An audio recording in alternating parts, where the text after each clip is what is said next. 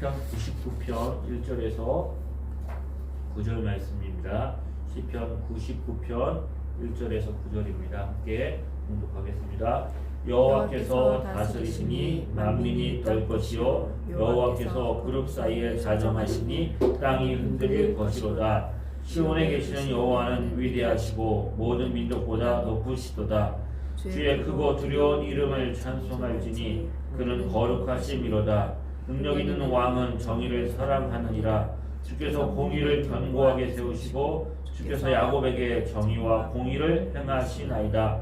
너희는 여호와 우리 하나님을 높여 그의 발등상 앞에서 경배할지어다. 그는 거룩하시도다. 그의 제사장 중에는 모세와 아론이 있고 그의 이름을 부르는 자들 중에는 사무엘이 있도다. 그들이 여호와께 간구함에 응답하셨도다. 여호와께서 구름 기둥 가운데서 그들에게 말씀하시니 그들은 그가 그들에게 주신 증거와 율례를 지켰도다. 여호와 우리 하나님이여 주께서는 그들에게 응답하셨고 그들의 행한 대로 갚기는 하셨으나 그들을 용서하신 하나님이시니이다. 너희는 여호와 우리 하나님을 높이고 그 성산에서 예배할지어다. 여호와 우리 하나님은 거룩하심이로다. 아멘. 하나님은 어떤 하나님입니까? 여러분에게 하나님은 어떤 하나님입니까? 우리가 사사기를 통해서 특히 입다 이야기를 통해서 우리가 배우는 교훈은 우리의 열정도 중요하고 우리 열심과 간절함이 중요한 만큼 그 간절함이 큰 만큼 우리가 하나님을 아는 지식을 바로 갖는 게 중요합니다. 우리가 하나님을 아는 지식이 없이 우리 열정과 우리 열심과 간절함이 있으면 마치 하나님을 위해서 우리가 드리는 것이 하나님이 꺼리는 것, 하나님이 싫어하는 것, 하나님 기쁘게 하지 않는 것을 우리가 하나님을 위해 드릴 수가 있습니다. 그러므로 인하여 우리의 삶에 내가 하나님 앞에 가장 귀한 것이라고 드렸지만 그 결과 큰 슬픔과 아픔을 가져오는 것을 우리 입자 이야기를 통해서 보았습니다. 오늘 본문에 하나님은 어떤 하나님이십니까? 우리 하나님은 다스리는 하나님이다 라고 말씀하십니다. 우리 하나님은 크고 위대하신 하나님이십니다. 하늘 위에 보좌를 가지시고 온 땅을 다스리고 통치하시는 크고 위대하신 하나님이십니다. 또 그 하나님은 거룩하신 하나님입니다. 오늘 두 번이나 우리 하나님은 거룩하시다 말씀하고 있지요. 정의와 공의를 행하시는 하나님, 크고 위대하신 하나님, 다스리고 통치하시는 하나님, 정의와 공의를 가지고 행하시는 하나님, 이 말씀이 어떤 의미가 있을까요? 이 말씀이, 이 하나님이 우리에게 어떤 의미로 다가오고 있습니까? 아, 하나님 대단해, 하나님 크고 놀라우신 분이야, 그런 막연한 것이 아니라 이 말의 의미는 우리의 삶의 모든, 이 세상에서 살아가는 모든 삶의 기준, 그 모든 삶의 기본, 기초, 토대가 하나님에게 있다는 것입니다. 사사기의 말씀을 한마디로 표현한 것이 이거지요. 백성들이 왕이 없으므로 자기 소견에 옳은 대로 행합니다. 자기 소견에 옳은 대로. 사사기를 계속 묵상하면서 발견하는 것은 하나님의 은혜를 베푸시는데 이스라엘 백성들은 점점 악해져 갑니다. 점점 그 우상을 숭배하는 기간들이 길어져 가고 그들 가운데 우상을 숭배하는 일이 너무나 번번하게 일어나는 것을 볼 수 있죠. 그럼에도 불구하고 그들이 자기 소견에 옳은 대로 행함에도 불구하고 이 세상이 안전하게 이 땅이 돌아가고 그리고 보호받고 모든 것들이 다 흘러가는 이유는 하나님이 다스리고 계시기 때문인 거죠. 하나님이 기준을 딱 잡아놓고 하나님의 정의와 공의를 가지시고 인간에게 양심을 주시고 법을 주시고 통치자를 세워서 그 한계 안에서 이 세상이 돌아가도록 하나님이 다스리고 통치하시기에 이 땅이 이렇게 돌아가고 있는 것입니다. 역사가 흘러가고 있는 것이죠. 우리 삶에 하나님이, 내 삶에 하나님이 계신 것, 내 삶에 하나님이 계시지 않은 것, 하나님이 계셔서 하나님 말씀 안에서 다스림을 받고 하나님 말씀에 순종하며 살아가는 것과 그냥 내가 왕이 되어서 자기 소견에 옳은 대로 행하는 것의 차이가 무엇일까요? 그 차이가 무엇일까요?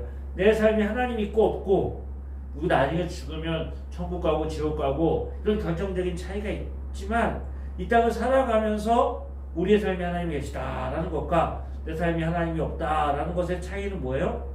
우리가 하나님이 계시면 하나님 내 삶의 중심에 계시면 그 하나님이 내 삶의 기초와 내 삶의 기본이 되기 때문에 그 한계를 넘어가지 않습니다. 가다가도 돌아오는 거죠.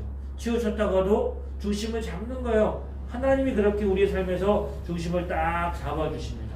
근데 내 삶이 하나님이 없잖아요. 근데 내 욕망과 욕심을 따라서 끝까지 갑니다. 우리가 추구할 수 있는 쾌락과 우리가 추구할 수 있는 욕망과 우리가 추구할 수 있는 모든 것에 끝까지 가는 거예요. 그 끝은 죽어야 끝난 거예요. 사망이 끝인 거예요. 그만큼 그들의 욕망과 그들이 가지고 있는 그 길은 하나님이 없기 때문에 그것을 잡아줄 수가 없는 것이죠. 하나님이 계신 것과 계시지 않는 것의 차이는 내 삶의 중심이 있느냐 없느냐, 내 삶의 안전장치가 있느냐 없느냐, 내 삶을 지키시고 보호하시고 중심을 잡아주는 분이 있느냐 없느냐, 그것이 있고 없고의 차이는 결정적인 것입니다. 그리고 차 운전을 하는데 내 삶에 그 차선이 있고요, 그리고 브레이크가 있고 이 모든 것들이 있어야 우리가 안전하게 운행할 수 있는데 차선도 없고 브레이크도 없고 내가 가고 싶은 데 달려가면 처음에는 신나고 좋은지 모르지만 그것은 반드시 사고가 나는 거죠. 그러면서 오늘 본문에 3명의 사람을 등장시키십니다. 그의 제사장 중에는 모세 아론이 있고 그의 이름을 부르는 자 중에는 사무엘이 있다. 제사장이 있고 주님의 이름을 부르는 사람 모세와 아론과 사무엘을 등장시키십니다. 그 여호와께 간구함에 응답하셨더라. 인생을 우리가 하나님을 믿고 하나님을 내 삶의 중심으로 잡고 우리 인생을 통해서 살아가기 위해서 반드시 우리에게 필요한 게 2가지가 있습니다. 반드시 필요한 게 2가지가 있는데 첫째는 제사입니다. 예배하는 거죠. 또 하나는 하나님께 부르짖어 기도하며 간구하는 것입니다. 제사장이 있어요. 모세와 아론이 제사장이라는 거예요. 제사는 뭐예요? 제사가 왜 필요합니까? 제사장이 왜 필요해요? 제사를 드려야 되기 때문에 제사장이 필요한 거예요. 제사장은 죄인 인간이 거룩하신 하나님 앞에 나갈 수 없기 때문에 하나님의 은혜와 복을 누릴 수 없기 때문에 먼저 그들의 죄가 용서함을 받아야 돼요. 용서함을 받고 하나님의 은혜를 누릴 수 있는 그 보좌 앞에 나갈 수 있기 위해서는 제사가 드려져야 하고 그것을 집례하는 것이 제사장인 거예요. 제사가 필요합니다. 하나님의 용서와 하나님의 은혜가 우리 가운데 반드시 필요한 거예요. 또 하나는 우리 인생 가운데 연약함이 있습니다. 죄로 인하여 들어온 우리의 한계 때문에 우리가 피조물이기 때문에 우리는 연약함이 있는 거예요. 죄로 인하여 한계를 때문이 아니라 우리가 창조주 하나님이 아니기 때문에 인생은 이 땅을 살아가면서 연약함을 가지고 살아갈 수밖에 없어요. 먹어야 되고 자야 되고 쉬어야 되고 이렇게 우리 인생 가운데를 서로 사랑하며 살아가고 정서적으로 충족이 되어줘야 하고 한계가 있는 거예요. 그럼에도 불구하고 우리에게는 고난이 있고 우리를 넘어뜨리려고 하는 원수와 대적이 있고 우리에게 많은 필요들이 있습니다. 이 많은 필요를 가지고 살아가는 연약한 우리들에게 하나님 뭐라고요? 하나님의 이름을 부르게 하셨어요. 하나님의 이름을 부르고 찾고 간구함에 응답하시는 하나님. 죄 용서함이 필요하고 이 땅을 살아가는 우리들 가운데 하나님의 도우심이 필요한데 그것을 우리 가운데 오늘 본문은 말씀하고 있는 거예요. 모세, 아론과 사무엘 이들은 제사장이고 선지자고 이스라엘 백성을 인도했던 지도자인 것이죠. 이들 하나님과 사람 사이에 중보자로 서서 그들의 죄를 하나님께 아뢰고 하나님의 용서를 받고 하나님 앞에 그들의 백성들을 대신해서 기도하며 간구하며 부르짖어서 하나님의 응답을 받아내고 그 백성들이 하나님 은혜 안에 살아갈 수 있도록 역사한 사람들이 부름받은 사람들이 바로 제사장과 선지자 모세와 아론과 사무엘이죠. 모세는 이스라엘 백성들을 애굽에서 이끌어서 가나안 땅으로 갈 때 광야에서 아말렉 족속이 그 뒤를 쳐가지고 그들을 힘들게 만들었지요. 첫 전쟁이 벌어집니다. 여호수아가 나가서 전쟁에서 싸우는데 모세는 산에 올라가서 아론과 홀이 손을 붙잡고 기도합니다. 모세의 손이 올라가 있을 동안에는 이스라엘 군대가 이기고 모세와 손이 내려오면은 이스라엘 군대가 점점 밀리는 거예요. 전쟁이 끝나도록 모세가 두 손을 들고 기도했더니 하나님이 아말렉과 싸우던 여호수아에게 승리를 주셨습니다. 또 이스라엘 백성들이 금송아지를 만들어서 우상을 섬기고 그것이 우리를 애굽에서 인도해낸 하나님이라고 말했을 때 하나님이 진노하셔서 이들을 이곳에서 내가 멸절하고 내가 너를 다른 한 민족을 만들어서 약속의 땅에 들어가게 하겠다 말씀했을 때에 모세가 하나님 앞에 눈물로 기도하며 부르짖어 간구합니다. 하나님 이 백성을 용서해 달라고 기도합니다. 주의 종 아브라함과 이삭과 이스라엘을 기억하소서. 하나님이 이들에게 약속하셨습니다. 하늘의 별과 같이 바다의 모래와 같이 이 백성들을 하늘의 약속의 땅으로 인도하신다고 하셨는데 이들의 죄악을 용서해 달라고 기도하지요. 그렇게 기도해서 하나님이 그 뜻을 돌이키시고 이스라엘 백성들을 가나안 땅으로 인도하시지요. 아론은 제사장으로 부름을 받았습니다. 그 백성들이 죄를 고백하고 죄 용서함 받기 위해서 어린 양을 가지고 왔을 때에 그들을 위해서 그 제사를 집례하고 하나님의 은혜가 그들 가운데 임하도록 하나님의 진노가 그치고 죄 용서함 받고 하나님의 은혜와 복을 누리도록 하나님이 아론을 세워주셨지요. 그리고 아론을 통해서는 그의 백성을 축복할 수 있는 축복의 기도로 허락하셨습니다. 여호와께서 모세에게 말씀하여 이르시되 아론과 그의 아들에게 말하여 이르기를 너희는 이스라엘 자손을 위하여 이렇게 축복하라. 여호와는 내게 복을 주시며 너를 지키기를 원하시며 여호와는 그의 얼굴을 내게 비추사 은혜 베푸시기를 원하며 여호와는 그 얼굴을 내게로 향하여 주사 평강 주시기를 원하노라. 그의 자녀들을 그의 백성들을 축복할 수 있는 그런 은혜들을 아론에게 주셨지요. 사무엘은 마지막 사사이면서 사무엘은 또한 선지자로 기름을 부은 받은 하나님의 사람이죠. 사무엘하면 우리가 잘 아는 것은 미스바입니다. 이스라엘 백성들이 우상을 섬기고 하나님의 뜻에 그들이 이제 벗어났을 때 그들이 미스바에 모여서 회개하고 하나님의 은혜를 구하고 있는데 블레셋 군대가 쳐들어오지요. 그때 이스라엘 백성들이 사무엘에게 우리를 위해서 기도해 달라고 간구합니다.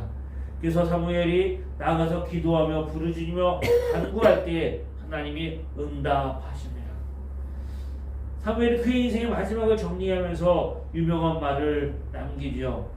하나님이 너희들에게 큰 은혜를 베풀어 주셨는데 하나님이 그의 백성들을 버리지 아니하실 것이다. 내가 너희를 위하여 기도하기를 쉬는 죄를 결단코 범하지 아니하고 선하고 의로운 길을 너희에게 가르치실 것이다.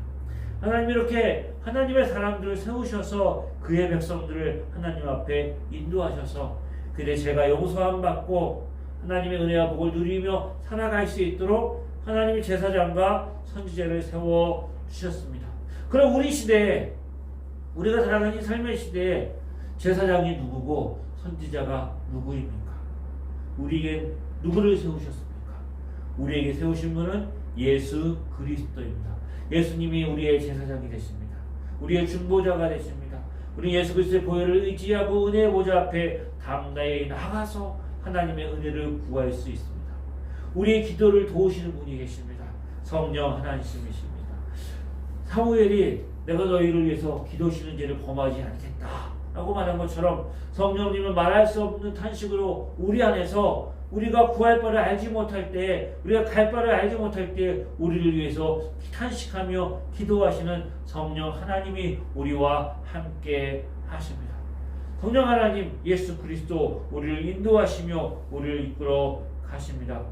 우리 하나님은 위대하신 하나님이십니다. 크고 이 땅을 다스리며 거룩하신 하나님입니다. 그 하나님 우리 가운데 이렇게 말씀하심에도 불구하고 우리 가운데 여전히 연약함이 있지요. 이 말씀을 통해서 하나님은 우리에게 주시는 은혜의 말씀이 무엇입니까? 사사기에 보면 이스라엘 백성들이 늘 범죄합니다.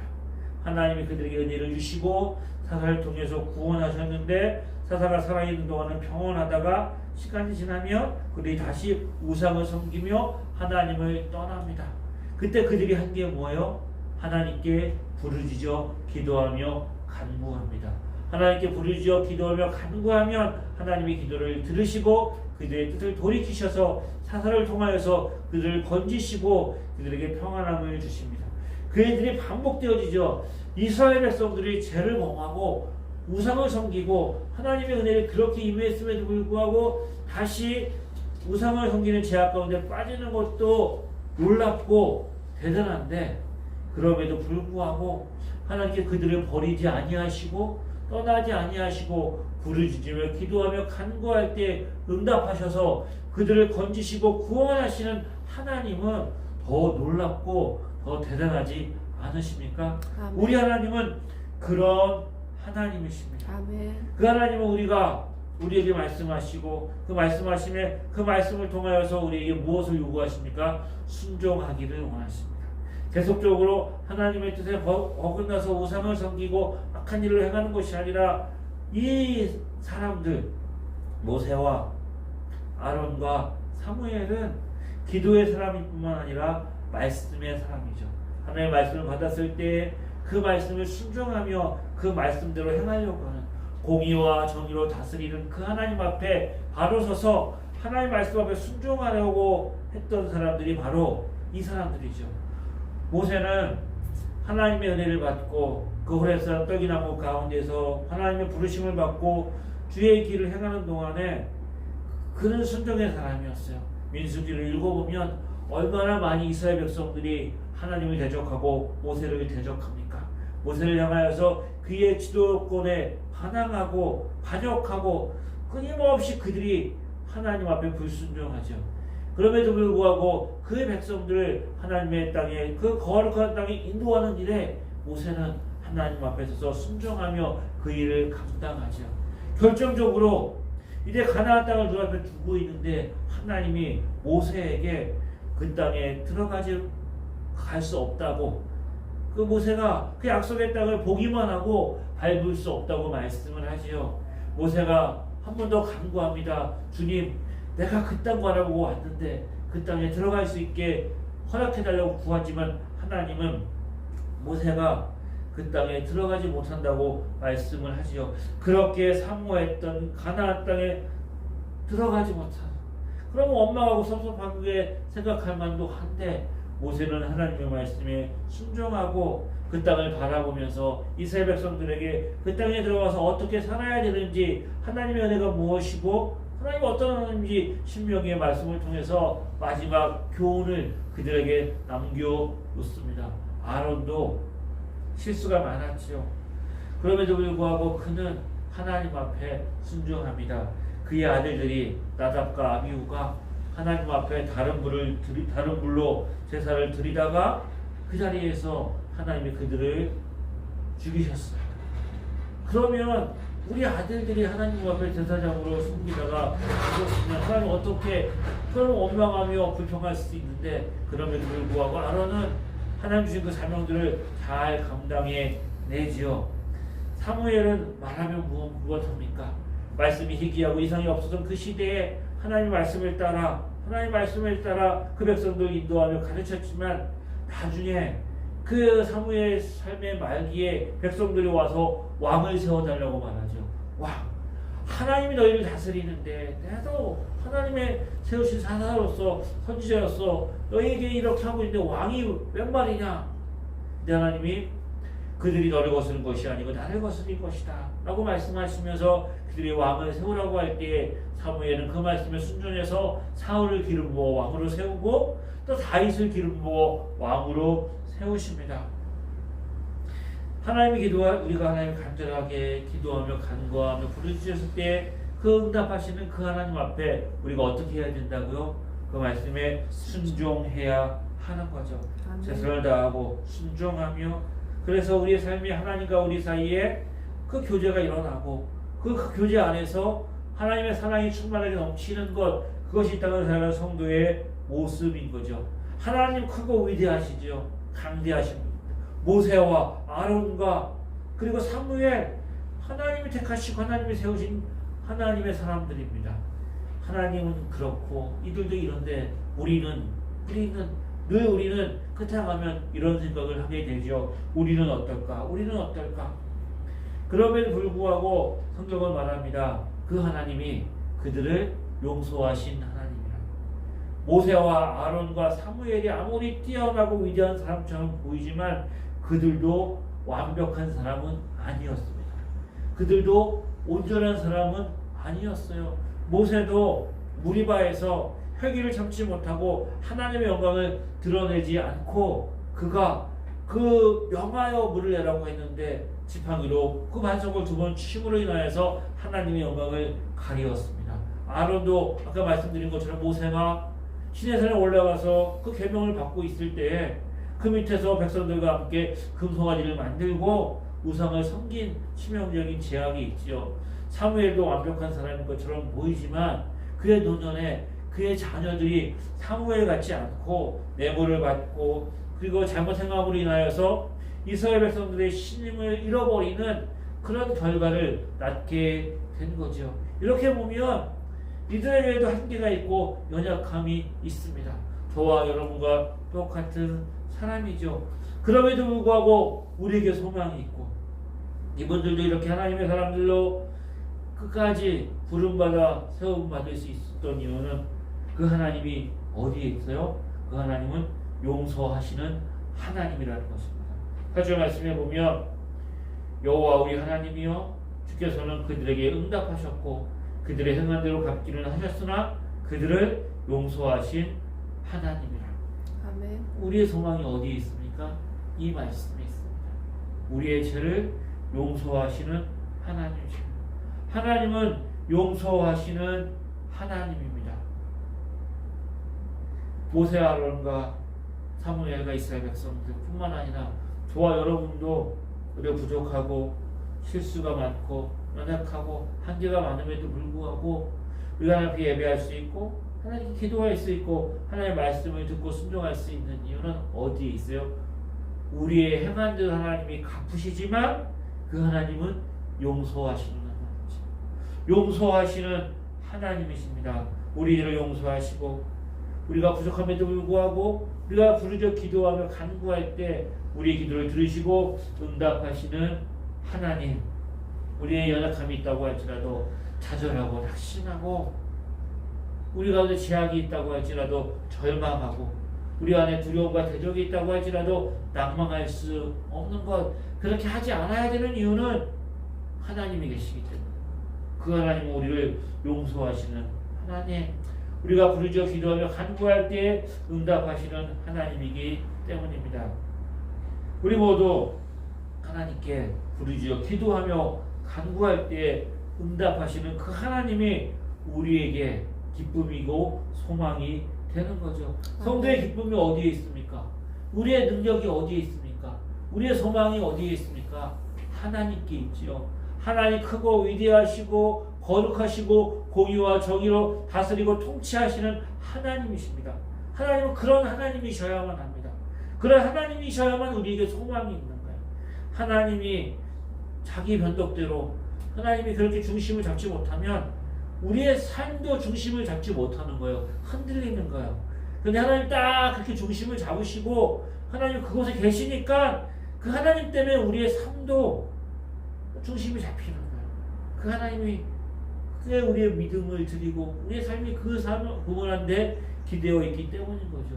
그 하나님 우리의 죄를 용서하시고 우리의 기도를 들으시고 응답하시는 하나님이십니다. 아멘. 우리가 잘 아는 탕자의 이야기가 있습니다. 아버지의 재산을 가지고 먼 곳에 가서 다 날려버리고 허랑방탕한 삶을 살다가 이제 빈털터리가 되었습니다. 그래서 그가 아버지에게로 돌아가지요. 아버지에게로 돌아갈 때 그 아버지가 그 아들을 맨발로 나와서 맞이합니다. 그 아들의 삶의 고귀함, 그 아들의 삶이 의미가 있는 것이 무엇일까요? 그가 아버지의 품을 떠나지 않고 늘 아버지 곁에 있어서 아버지 말씀에 순종했기 때문이 아니라 그가 아버지께로 돌아온 것에 그의 존재의 의미가 있는 것이죠. 그의 삶에 돌아왔을 때 아버지가 가락지도 끼우고 좋은 음식을, 좋은 옷을 입고 좋은 음식을 먹는 것이 그의 삶의 기쁨이 아니라 다시 아버지 품에 돌아왔다는 것이 그의 삶의 모든 기쁨의 원천이고 모든 기쁨의 이유인 것이죠. 저와 여러분의 삶에 하나님의 은혜가 있습니다. 하나님이 다스리고 통치하시는 하나님이십니다. 하나님 절대 흔들리지 않습니다. 하나님 중심을 딱 잡고 계시는 그 하나님은 절대 변하지 않으십니다. 그 하나님은 신실하신 하나님이다. 이 땅에 무슨 일이 일어난다고 할지라도 천지개벽이 일어나고 땅이 진동하고 전쟁이 일어나고 악한 자들이 들끓고 이 땅에 아무리 엉망이 되어지고 이 땅에 아무리 악의 세력이 크고 이 땅에 무슨 일이 일어난다고 할지라도 하나님은 흔들리지 않으십니다. 아멘. 하나님은 영원하신 하나님이시고 거룩하신 하나님이시고 위대하신 하나님이십니다. 아멘. 하나님이 그렇게 딱 중심을 잡고 계시기에 이 땅에 소망이 있고 저와 여러분에게 소망이 있는 거죠. 그럼 우리가 해야 될 일이 무엇일까요? 우리가 해야 될 일은 하나님의 용서를 구하는 것입니다. 하나님의 은혜를 구하는 것입니다. 하나님 앞에 나가서 간구하며 부르짖는 것입니다. 9절 말씀은 이렇게 말씀하고 있죠. 너희 여호와 우리 하나님을 높이고 그의 성산에서 예배할지어다. 여호와 우리 하나님은 거룩하시로다. 우리가 해야 될 일은 거룩하신 그 하나님 앞에 우리를 용서하시는 그 은혜를 의지하고 예수 그리스도의 보혈을 의지하고 성령의 인도하심을 따라 하나님 앞에 예배하고 기도하고 하나님과 교제하고 하나님과 함께하는 것, 그것이 우리에게 소망이고 능력이며 이 땅을 살아가는 저와 여러분이 해야 할 일들인 거죠. 아멘. 우리 인생이 어떻게 보면 우리가 묵상하고 있는 사사기처럼 이렇게 우리 연약함과 함께 때문에 우리의 대적들 때문에 그런 반복되어지는 삶을 살아가고 있는지 모릅니다. 이 사사기의 삶은 점점 가면 갈수록 그들의 제약이 약해져 가고 그들이 점점 더 그 공동체가 무너져 가고 그들의 삶에 하나님을 향한 그 뜨거운 사랑을 열심히 심어져 가는 것을 보고 우리는 안타까움을 가지고 사사기를 묵상하게 됐죠. 하지만 우리의 삶은 사사기의 삶과 같지 않을 거예요. 그렇게 우리가 넘어지고 또 우리가 한계를 경험하고 우리 안에 아픔이 있고 또 그럼에도 불구하고 우리의 소망은 점점 예수님을 닮아가고 있어요. 어제보다 오늘이 조금 더 주님 앞에 가까이 나가고 있고 주의 은혜를 우리가 더 힘입고 있고 우리의 삶이 그렇게 변화되어지고 새롭게 되어지는 삶의 과정 속에 우리가 있다는 것, 그것이 우리에게 소망이고 그런 삶이 저와 여러분의 삶이 되어지기를 소망합니다. 아멘. 주의 은혜가 우리와 함께 하십니다. 용서하신 그 하나님, 간구함에 응답하시는 그 하나님 의지하고 오늘도 승리하고 매일의 삶의 하나님 은혜를 누리며 살아가는 복된 은혜 저와 여러분에게 있기를 주의 이름으로 축복합니다. 기도하겠습니다. 참 좋으신 하나님 아버지, 우리를 용서하시고 우리가 기도하며 응답하시는 하나님, 거룩하시며 크고 위대하시고 정의와 공의로 중심을 잡고 이 땅 가운데 그 영광 가운데 임하시는 그 하나님 바라보며 믿음으로 승리케 하여 주옵소서. 아멘. 하나님의 은혜가 늘 우리와 함께하는 것 잊지 않고 기억하게 하여 주옵소서. 예수님의 이름으로 기도드립니다. 네. 이제는 우리 주 예수 그리스도의 은혜와 하나님 아버지의 크신 사랑하심과 성령의 감화 감동 내조 위로 교통하심이 주를 의지하며 주의 은혜 가운데 살기를 소망하는 하나님의 자녀들 위해 지금부터 영원히 함께 하시기를 간절히 축원합니다.